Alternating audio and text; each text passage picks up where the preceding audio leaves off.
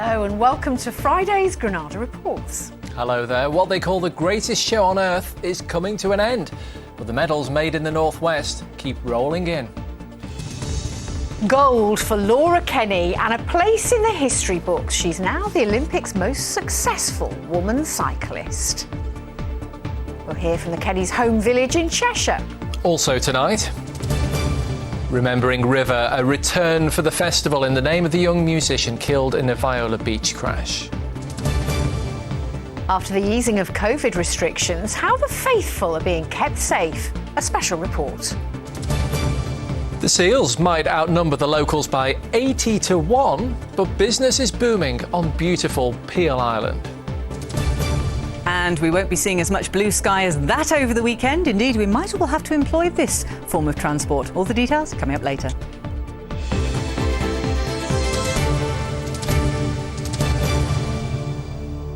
Yeah, lots more to come, but we begin with that growing haul of Northwest medals in Tokyo. With less than 48 hours to the closing ceremony, we have 7 golds tonight.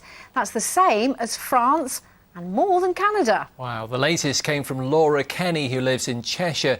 In Tokyo today, she became the first British woman to win a gold medal at 3 successive Olympic Games. Our reporter Joshua Stokes has all the details. They haven't put a foot wrong. They have dominated the race. Ending the week in more Northwest Olympic triumph, Cheshire's Laura Kenny. An Olympic title-winning effort from Laura Kenny. Now the joint most decorated female athlete for Team GB. Watching on in the village of Chelford, the community she calls home. We couldn't be any more delighted, especially with some local recognition. You know, we've got the red, white and blue banners up. We're all very sports enthusiastic round here, so anybody that achieves, we're over the moon for them. Absolutely delighted. Elsewhere, after missing out on a medal at London and Rio, a long-awaited bronze for Chorley's Holly Bradshaw in the pole vault. Straight away after the comp, I don't know, I was like almost shell-shook. I was like, did that really happen? But yeah, as time's gone on and I've seen like the outpouring of support that back home and my friends here are part of Team GB, it's just been amazing and so emotional. But yeah, I finally got myself a medal and I'm just so happy.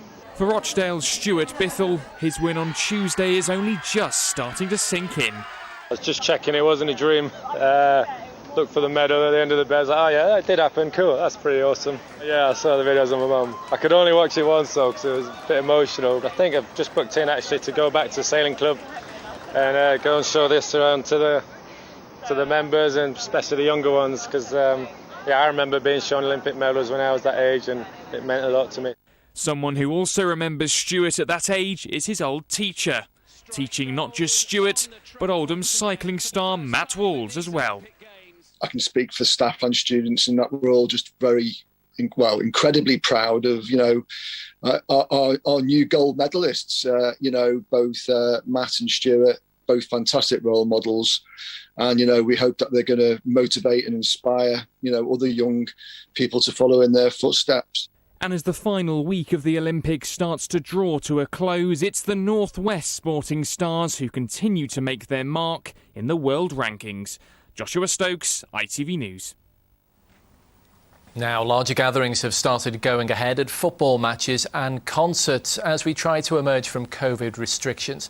But what about the return to religious worship? A mosque in Manchester is welcoming the Muslim community back to prayer, but with strict rules. Our correspondent Mel Barham has been to find out what a Muslim festival looks like post-pandemic. It's one of the biggest events for the Ahmadiyya Muslim community, an annual 3-day Islamic convention known as Jalsa Salana. But due to COVID, this is how Muslims in Manchester are celebrating. Rather than travelling down to Hampshire, where normally 35,000 would attend, this year mosques across the country and the globe are linking up virtually. And to make sure the festival is safe, here at the Darul Aman Mosque in Hume, they've partnered with NHS Test and Trace. How are you today? Yeah, I'm good. No one attending this weekend is allowed in unless they've been double jabbed and can provide a negative lateral flow test. Have you been vaccinated twice? Yes, I've been vaccinated twice, yeah. Have you got any proof? Yes, I do have. Thank you very much. Those who haven't done a test before arriving have to do one in their cars before coming in, and capacity here has been cut from 2,000 to just 240. Our community is very much keen to follow the rules and principles laid down by the government. So although the government has eased these lockdown, but our community is strict. So everyone have welcomed it. And everyone, because what we are doing is just for the safety of the mankind. So everyone is definitely happy. Any measure taken just to safeguard people, I think I will be happy to do it. It's not offensive, it's no problem at all. I feel pretty safe that having so much organization, is safe to come back to normal. Since the pandemic, I have not been into the mosque. This is the very first day. I am privileged and honored. It gives us a big reassurance that, this event is going to be safe for all participants. And very impressed. Leaders here say they've not had an issue with encouraging the community to get on board. Local health officials say partnering with faith groups like this has been really successful. Particularly with some of our community groups and faith groups, we've seen fantastic engagement in this and real enthusiasm for the vaccination programme. So we've had fantastic support from many of our community leaders in trying to encourage people to be vaccinated. It's clear measures like proof of double jabs and negative tests could become a regular part of everyone's daily life. Those attending today were just happy their festival could go ahead at all. Mel Barham, ITV News, Manchester. And people in St Helens are being urged to test themselves for COVID before attending major outdoor events in the coming weeks. Ronan Keating's performing at Haydock Racecourse tonight. Tom Jones plays there later in the month.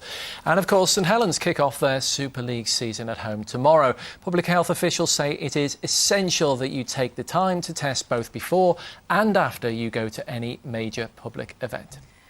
More of the day's news now, and a £10,000 reward is being put up for anyone who has any information about an unsolved murder on Merseyside 27 years ago. Julie Finley's body was discovered in a field close to a lay-by in Rainford. She was last seen alive talking to a man at the back of the Royal Liverpool Hospital. The reward is being put up by the charity Crime Stoppers. The new mayor of Liverpool's been ranked alongside Meghan, the Duchess of Sussex, and Hollywood star Kate Winslet as one of the top 25 most influential women in the UK. Joanne Anderson, who is the first woman of colour to be directly elected as a mayor in any UK city, was placed on British Vogue magazine's prestigious annual list. The magazine said she symbolises the turning of a leaf for Liverpool, which was once one of the world's most important centres for the slave trade. And around 50 steamboats, some dating back more than 100 years, are gathering on Windermere this weekend to help celebrate a special occasion. The Steamboat Association of Great Britain is marking 50 years. The history of the vessels on Windermere goes back to 1845, and they've played a big part in the local economy.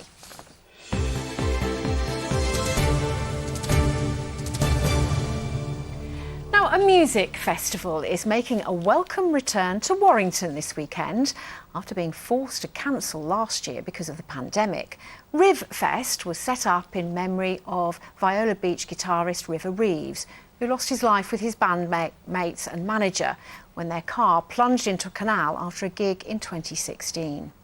Well, this year the festival is back, bigger and better, showcasing some of the hottest upcoming acts across the weekend. A short time ago I spoke to River's dad, Ben, and asked him what his son would have made of the event. Well, like all sons, they get dead embarrassed about anything that their parents do. So on the outside, he'd have been dead embarrassed about the whole thing and wouldn't want it to have had anything to do with it. But River loved festivals and he loved music, and put it this way, he'd have been down here this weekend having a fantastic time if he was still with us. Yeah, it sounds great. What can people expect? It's right across the weekend, isn't it? It is, yes. It's the biggest festival we've done to date. So we're kicking off tonight with Graham Park, the Hacienda legend that is Graham Park. And we're recreating in the middle of Golden Square a little bit of the Hacienda. So we've got some great DJs playing along with Graham tonight. Tomorrow, we're showcasing lots of talented bands across the day, which is free. And then in the evening, we've got Everything, a headlining great Manchester bands, Eliza and the Bear, Pizza Girl and the Orchards. So Saturday night, we're really excited about. And then Sunday, again, it's a free event, midday, right the way through to 10 o'clock. Local artists across the Northwest. And we're in partnership with Warrington Walls Foundation. So rock up and get a ticket. We've still got a few hundred left, or official rivfest.com. But irrespective of the weather, the Market Square in Golden Square has got a huge, it's all outdoors, but it's got a huge, great roof. It's absolutely fantastic venue. And the festival raises money to help young people pursue a career in the arts, doesn't it? So how important do you think that is for River's legacy? So River was a really talented musician, actor, and we wanted, in his memory, to raise funds for all those youngsters that don't have an awful lot of money, but want to pursue a career in the arts. So it's the wider arts. It is musicians, and we do support a lot of musicians, but it's artists, singers, photographers, anybody that's got a passion for the arts. I know before the pandemic you were a very busy man. You know, you had this going on, you had the charity shop, the foundation, and you've got a busy family as well. Tell me how the pandemic, how lockdown changed things for you. Well, I've got to name check Shaz here, my wife. She'd be appalled if she felt that it was a one-man show, because it certainly isn't. Lockdown gave us a time to reflect, actually, as I'm sure it did lots of people. Where are we going with the charity? Is this now our lives? Are we dedicating our lives to raising funds to support youngsters in River's name? And lockdown, after 6 to 8 months, the answer to that was yes, we are. River dared to dream, and we feel we owe it to him to do the same. Well, we wish you the very best of luck with it. Thank you very much, and I hope you have a good weekend. You're a good man. Thank you. Cheers. Thanks to Ben there. Right, still to come tonight. The first of a new series of reports with our beautiful coastline as the star. And in the weather, it's hard to believe the day started like this for some of us and quickly turned into this. It's all looking a bit autumnal for the weekend. I'll have all the details shortly. Indeed, you're with Granada Reports. Here's what's still to come on the ITV News at 6:30. Here's Lucrezia. Coming up, fury over the hike in energy prices. Family bills could rise by as much as £150 this winter. So how is the increase being justified? Also ahead, a government minister is accused of hypocrisy for his quarantine-free trips to red list countries. The last-ditch plea to save an alpaca set to be killed after contracting TB. Plus, pedal power, Laura Kenny breaks record on another golden day for Team GB. Those stories and more at 6:30.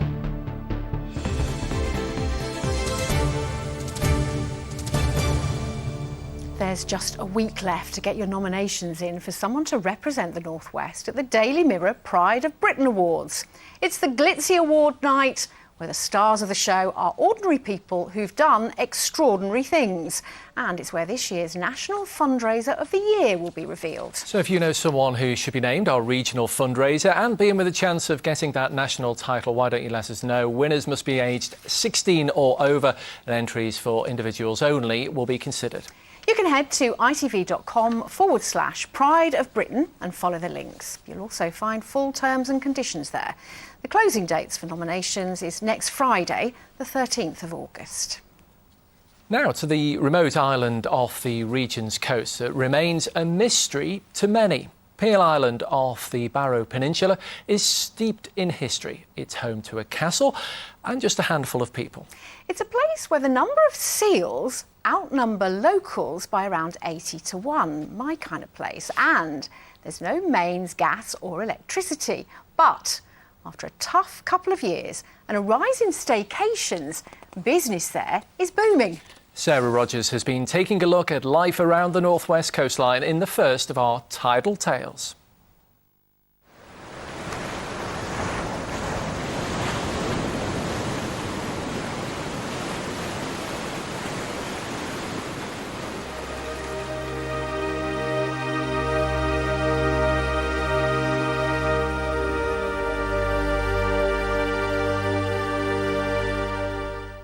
On the remote island of Peel stands a castle that's been here for centuries. Built in the Middle Ages to protect the land from raiders and once inhabited by monks, the island is now home to only a handful of people and a pub. Off the Cumbrian coastline, it remains somewhat of a hidden gem, accessed by a small ferry. Paul Wilcock, who runs it, really is the island's lifeline. Oh, it's great because I've lived by the sea all my life, and it doesn't get boring. It's, you can see yourself today. It's been a really good summer as well. We can't go every day because the wind and the weather do determine whether we can or can't run. But it's probably the best job in the world, really.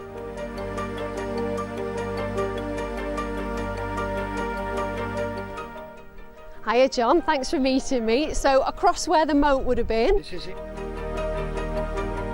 John Murphy gives guided walks here. You're going back in time. You're going back to 1100s. You're going back to them centuries where you can imagine soldiers up here. You can imagine the monks praying here all around and soaking that wonderful history, that sense of time, that sense of belonging, that sense of respect. And it just gives you that sense of calm that I feel is important to all of us, more so now than it's ever been. Life here isn't without its challenges. The pub, the Ship Inn, is 300 years old. Today the beer garden is bustling and you can camp for the price of a pint. But tourism was almost wiped out after the pub was left without an owner in 2019. It's finally reopened after 21 months, a huge undertaking. There's no deliveries here, so beer deliveries, food, we have to get it across either at low tide on a tractor or across on the ferry. There's no mains gas or electric at all on the island. And obviously if the weather's bad, we can't get customers or staff to the island, so there's been some really interesting challenges. We had to stock it from start to finish, so we had to bring furniture over. I actually came across the sand sat on a mattress on top of a tractor trailer. That was a different commute to one that I've ever had before. And when you're in hospitality, you want to look after people, so it's been really enjoyable to see, people coming back over and having the chance to enjoy the island yet again. Just absolutely stunning scenery, isn't it? It is, it's incredible, and I can't believe I've lived so close and not realised it was here until only recently. We're really keen to try and support the tourist industry locally. Could you live here, do you think? Yeah, easily. Probably, yeah. Easily. And it's not just people coming back. The isolation here means flourishing wildlife, including a huge seal population. We're told 10, 12 years ago there was 4 turned up on the south end of Walney, just round the corner here. And the last count in April, we've got 807. Why do you think that is? Why do you think there's so many more? Well, we think that they like it here because there's no access from the public from the beach side, and the fishing's really good. So they obviously feed off sea bass. Sea bass, yeah, posh so seals. They are, expensive taste. It's just a little slice of paradise. No, that's it, yeah.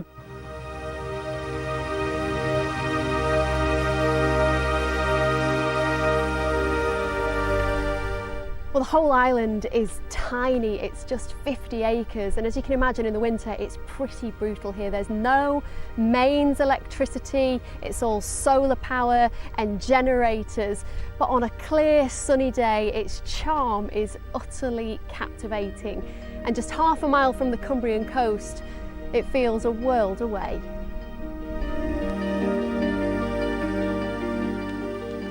Appropriately, it's the weather now. It looks like there's plenty more rain to come, I'm afraid.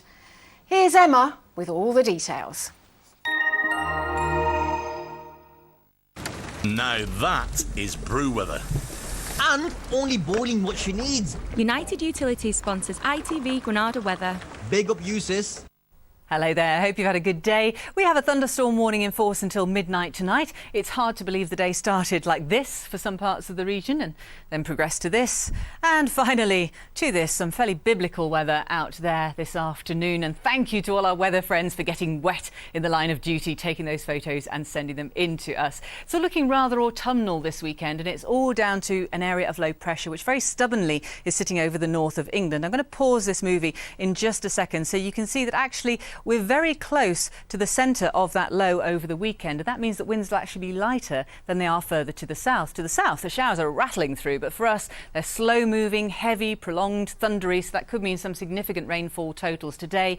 We've had 20 to 30 millimetres locally in places, but the cumulative totals by midnight could be 50 to 70 millimetres of rainfall. So lots of surface spray out there at the moment. If you're travelling overnight tonight anywhere, do be careful and watch out for that, and there could be some local surface water flooding as well. And it's going to be the same thing for Saturday too. The new warning for Saturday kicking in at 4 a.m. until midnight on Saturday. That low then does tend to gently track away and retire to the northeast, so high pressure nibbling in, and actually Monday's an improvement and Tuesday should be quite a fine dry day with some good sunny spells. But rewinding to the next few hours, taking a breath, the showers keep on coming during the course of this evening. There's a little bit of a respite, but then more showers coming. It's more of a body of rain that then starts to break to drizzle, really, but it's just wet. Breezy, but not as windy as it will be further to the south. And the sun's up tomorrow at 5:35. The showers really just keep on coming. There'll be fewer and farther between than they were today, but it still looks quite heavy. We've still got that thunder warning, don't forget, and Sunday looks like being showery as well. United Utilities sponsors ITV Granada weather. 2 sugars, please. Oh, lovely.